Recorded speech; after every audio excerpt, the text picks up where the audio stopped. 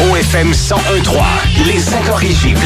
17h13, comme c'est notre habitude le jeudi, on reçoit le président de la Fédération du l'UPA de la Beauce, M. Paul Doyon. Bonjour, comment allez-vous? Bonjour, ça va bien. On vous a vu à TV cette semaine, grande vedette de la télévision radio-canadienne. Oui, avec Radio-Canada, on a décidé de venir voir ce qui se passait dans la Beauce quand il y a des inondations sur les terres agricoles.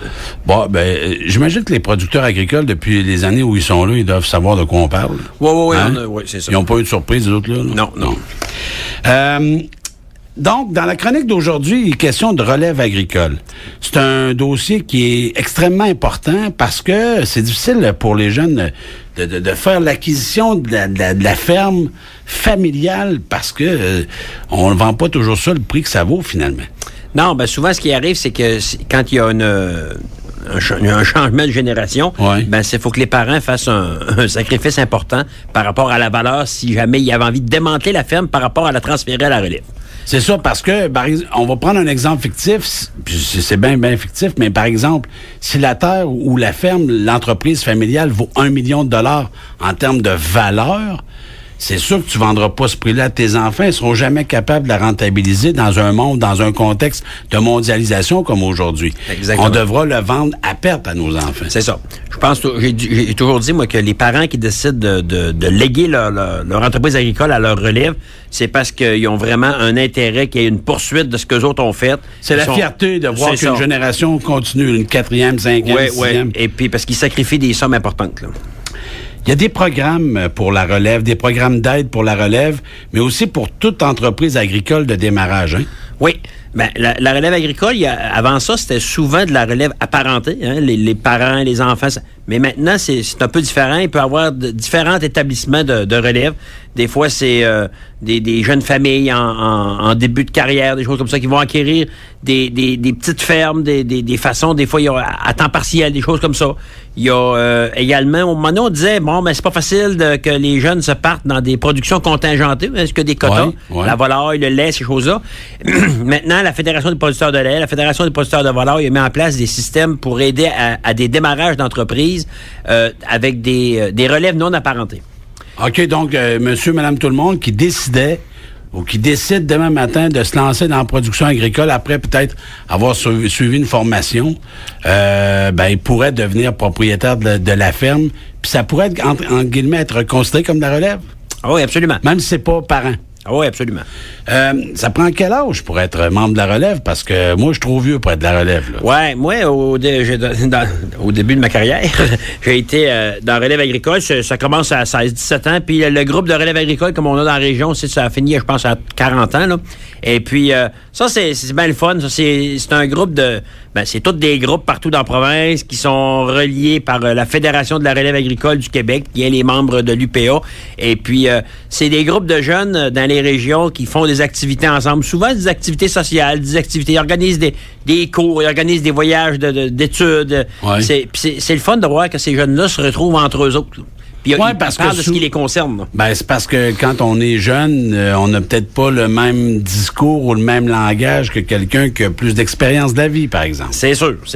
Puis on se comprend plus avec du monde de notre âge, puis on vit aussi les mêmes réalités quand on est dans le même groupe d'âge. Ben oui. Et puis, c'est ça. Eux autres, ils organisent des activités. Et puis, c'est souvent une façon de...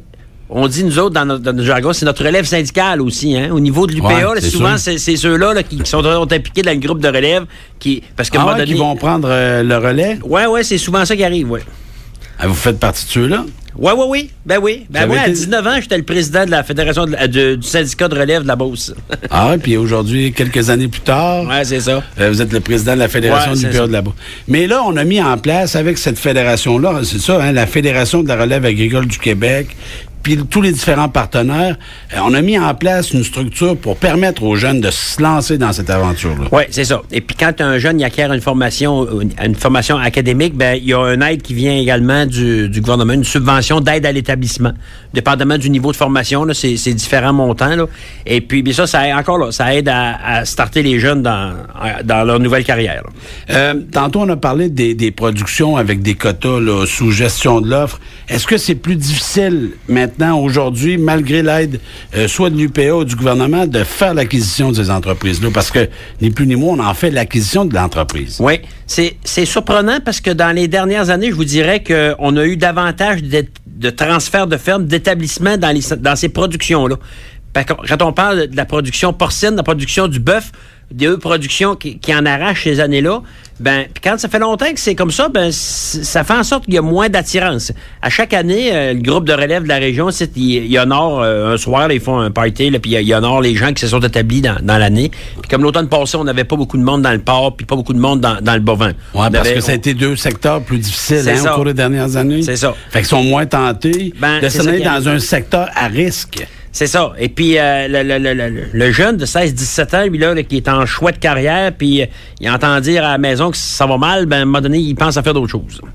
Ça fait que... Ça va devenir difficile aussi au fil du temps, hein, parce que j'imagine que les parents ont beaucoup d'influence sur le choix de la carrière des enfants. Ben, c'est sûr, c'est sûr. C'est rare qu'on voit des parents qui... Dans les années, il y a bien longtemps, ils se mettaient de la pression là, pour que les jeunes reprennent la relève de la ferme. Là.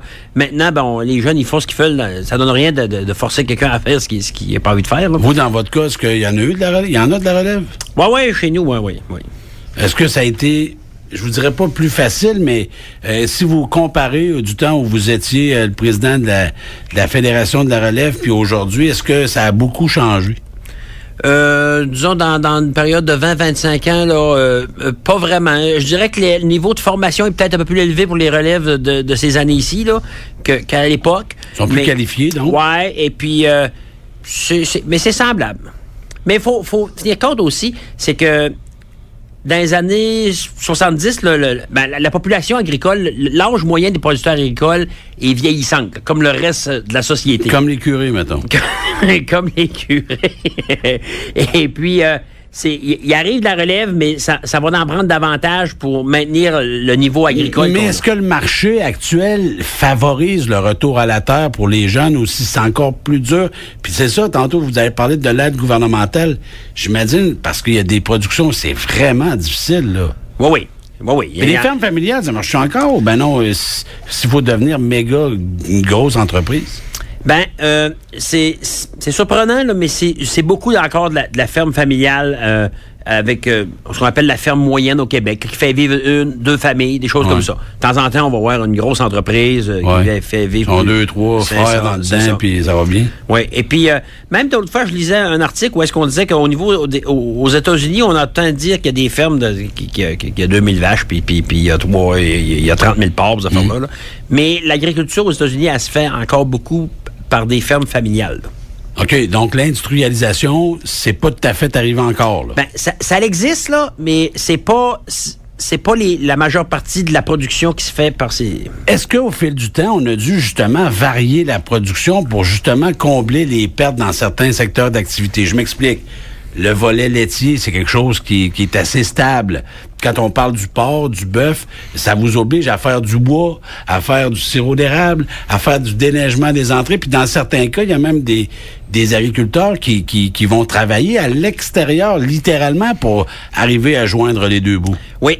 Dans les années 50, là, tout le monde avait 50 000 affaires sur le ferme, hein, des poules, des affaires de même. À un moment donné, l'industrialisation qui est arrivée dans les années 60, il y avait une pression de la part de... c'était à la mode, là. Il fallait se spécialiser dans une affaire.